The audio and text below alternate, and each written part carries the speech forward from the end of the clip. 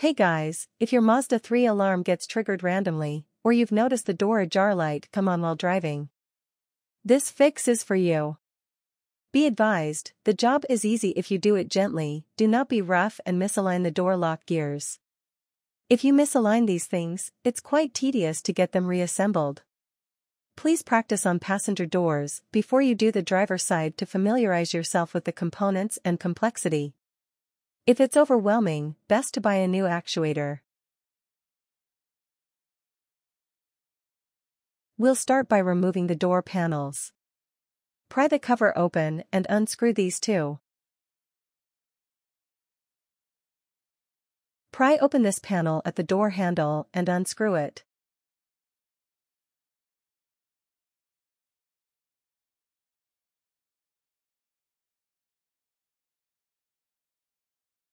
Pry open the power window control panel.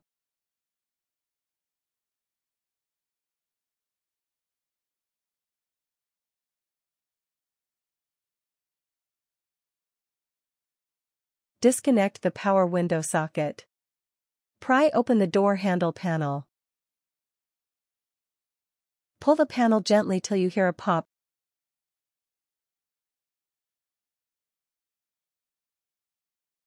Slowly pull around the edges until all clips are off. Remove the panel gently while twisting the door handle through the panel.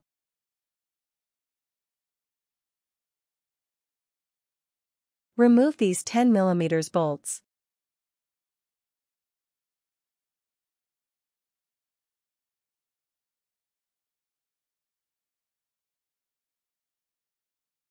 There should be 11 of it.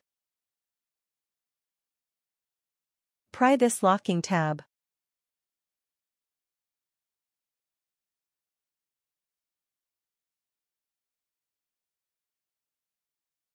Remove these two 10mm nuts that hold the power window cable frame. Move the panel to the side to have clear access to the door actuator.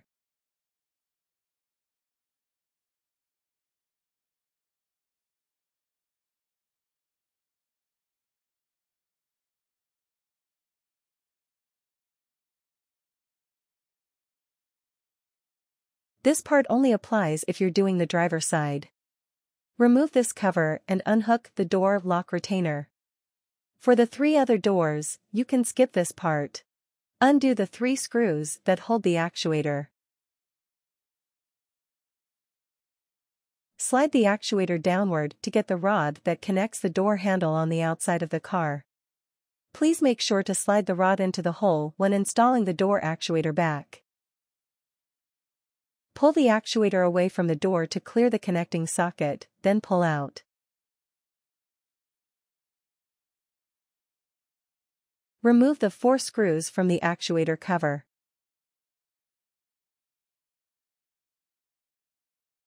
Pry the sides as shown. It's sealed with plastic, so you might hear popping and possibly crack it. But not to worry, you can seal it back up later with silicone.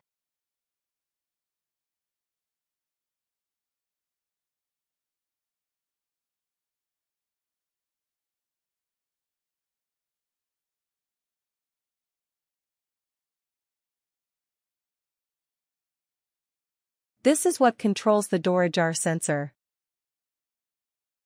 You can actually see the contact area will have some form of corrosion or build up. We need to clean this up by scraping it off gently.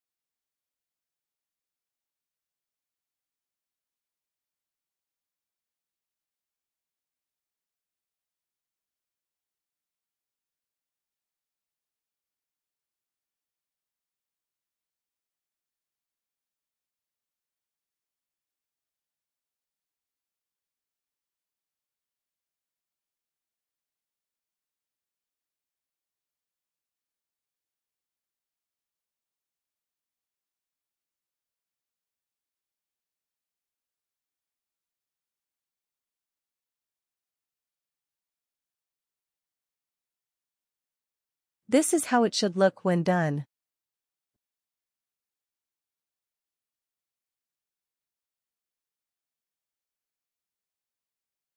You can also gently disconnect this arm and bend the connecting tabs to give it better contact.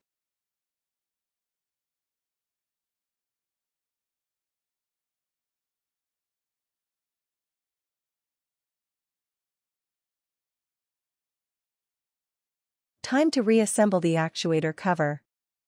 These two must align properly for everything to work as it should. If you have aligned it properly, the cover will sit perfectly. Do not try forcing it. If you find that it's not seated properly, gently turn the cover left to right until it locks in place and sits flush.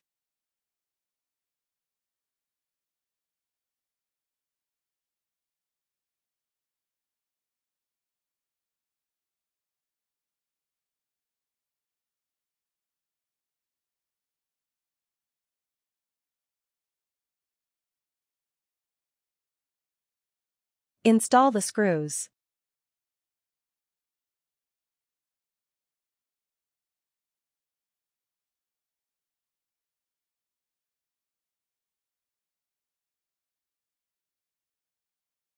Test the functions in this order. 1. Push this tab down with a screwdriver until it locks in place. It locks in 2 positions. Be wary of this. Make sure you push it until the 2nd position. 2. Once it's locked in place, check if the door ajar light turns off. If it does, now pull the door handle and see if it unhooks. The door ajar light should turn on now.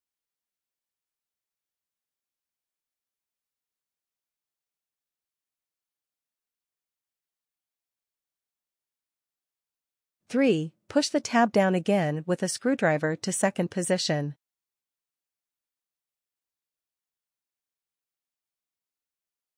4. Lock the door like you would when you're in the car. By turning the switch on the door handle. It should turn smoothly. If you try to open the door, the actuator should not open. 5. Unlock the door, pull the door handle, and it should open as normal.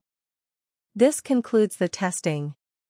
If at any point the actuator fails these tests, you'll have to open the actuator cover and realign the switches.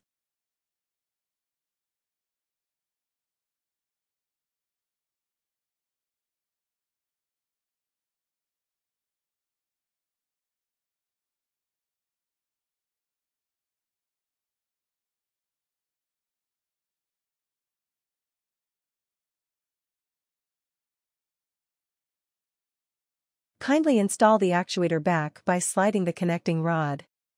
The 3 main screws. Followed by the cover, 11 bolts and 2 nuts, and lastly the door panel.